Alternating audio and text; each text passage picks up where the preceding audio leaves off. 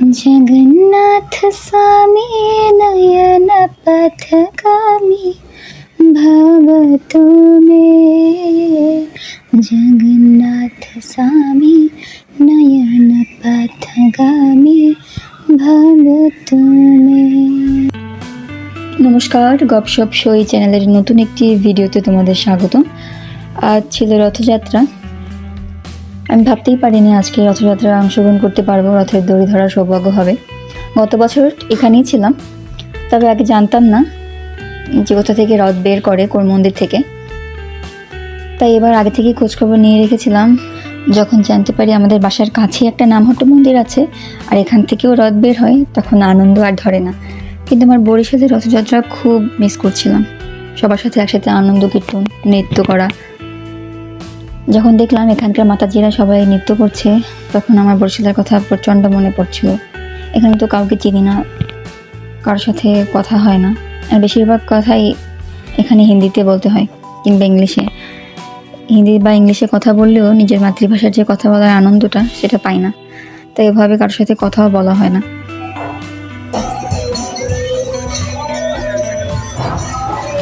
মনে মনে ভাবছিলাম যদি একটি রথের প্রসাদ পেতাম তাহলে কতই না ভালো হতো। তবে যখন রথ দেখলাম যে রথ থেকে প্রসাদ দেয় না, তখন মনটা খুব খারাপ হয়ে গেছিলো। কারণ আমাদের বরিশাল মন্দিরে রথ থেকে প্রসাদ ছুঁড়ে দেয়, তো সেই যে প্রসাদ ছুঁড়ে দেওয়া আর ধরতে পারার যে আনন্দটা, কারাকে কে ধরবে, তো সেই আনন্দটাই অন্যরকম। তবে রথ এগিয়ে যাওয়ার পরে তখন দেখলাম পেছনে আরেকটি গাড়ি ছিল প্রসাদের। তখন দেখলাম সেই গাড়ি থেকে ফল প্রসাদ আর খিচুড়ি প্রসাদ যে যার ইচ্ছে মতো সেখান থেকে প্রসাদ নিচ্ছিল। তো ওখান থেকেই প্রসাদ পাওয়ার সৌভাগ্য হলো। তো আর কি চাই, রথে দড়ি ধরতে পারলাম, জগন্নাথদেবকে দর্শন করতে পারলাম, প্রসাদ খেতে পারলাম, ব্যাস এতটুকুই। জয় জগন্নাথ। তো রথের দড়ি ধরার পরপরই আমরা চলে যাই বাজার করতে। আমাদের বাজার শেষ হয়ে গিয়েছিল। তো আমরা যেখান থেকে বাজার করি এর নাম হচ্ছে গ্রেটার নয়ডা তুগলপুর বাজার। তো বাজারে ঢোকার সবজি বাজারে ঢোকার আগেই রয়েছে মাটির আসবাবপত্রের কিছু দোকান। তো গত শীতে আমরা এসেছিলাম এখানে মাটির সাজ কিনতে, সাজাই পিছে তৈরি করার সাজ। তো ভেবেছিলাম এখানে পাওয়া যাবে, কিন্তু না, এখানে পাওয়া যায়নি। তারা চেনেই না, কারণ হচ্ছে ভিন্ন জায়গা, ভিন্ন সংস্কৃতি, ভিন্ন খাবার দাবার, তো এদের সাথে আমাদের মিল না থাকারই কথা। তারপরে পশ্চিমবঙ্গ থেকে আমরা সাজ আনিয়েছিলাম, তবে ঢাকনা আনিনি। ভেবেছিলাম ঢাকনা হয়তো এখান থেকে পাওয়া যাবে, কিন্তু না, এখানকার ঢাকনা আর আমাদের ঢাকনাটা সম্পূর্ণ আলাদা। আমাদের ঢাকনার উপরে ধরনী থাকে আর এদের ঢাকনা দেখলাম নিচে, বলে যে এটাই ঢাকনা, কিন্তু এটা দিয়ে যে কীভাবে ঢাকে আমার জানা নেই। রান্না করা খাবার ঢাকার জন্য প্লাস্টিকের ঢাকনার খোঁজ করছিলাম, এখানে তাও নেই। এখানে সবাই ঢাকনা বলতে থালা বোঝে। এই যে আমার বরের প্রিয় খাবারের দোকান, এখানে সিঙ্গারা আর জিলিপি বিক্রি হয়। এখানে সিঙ্গারাকে সামোসা বলে। তো ভিডিও ক্লিপগুলো ওই নিচ্ছিল, আগে সিঙ্গারা আর জিলিপির দোকানের কাছে গিয়ে ভিডিও ক্লিপ নিল। তারপর হচ্ছে ফলের দোকান, আমরা কিছু আম নিয়েছিলাম।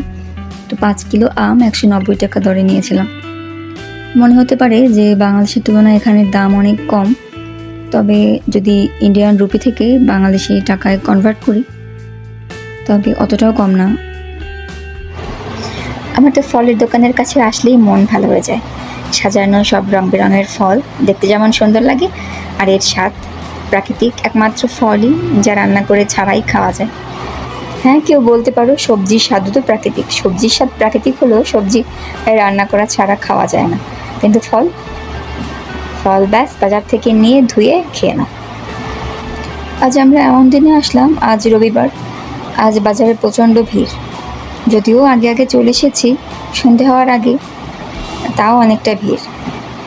আমাদের প্রথমে খেয়াল ছিল না যে আজ রবিবার, তো পরে আস্তে আস্তে হাঁটছিলাম। আর প্রথমে তোমাদের দেখানোর জন্য সব কিছু ভিডিও যখন করছিলাম, আর এখানে রয়েছে দেখো মাছ বাজার, চিকেনের গলি। তো সব গলি আলাদা আলাদা, সবজি বাজারের গলি, চিকেন ফিশের গলি। তো আমরা এই বাজারের আগে ঢুকেছিলাম, এখান থেকে কিছু ভিডিও ক্লিপ নিয়েছিলাম। পরে এখান থেকে যখন সবজি বাজারে ঢুকি, তখন সবজি বাজার দেখি তো আমাদের চক্ষু ছানা পড়া যে এতটা ভিড়। তো সেখান থেকে তাই আর ভিড়ের জন্য আমাদের ভিডিও ক্লিপ নেওয়া হয়নি যে ফোন ধরবো এক হাতে নাকি বাজার করব আর নাকি ভিড় ঠেলবো। আমি এখানে এসে সবজির কিছু হিন্দি নাম শিখেছি, তোমাদের পরবর্তী কোনো ভিডিওতে শোনাবো। তো আজকের ভিডিও এ পর্যন্তই। পরবর্তী ভিডিও নিয়ে আবারও উপস্থিত হব। আর জানিও আজকের ভিডিও কেমন লাগলো।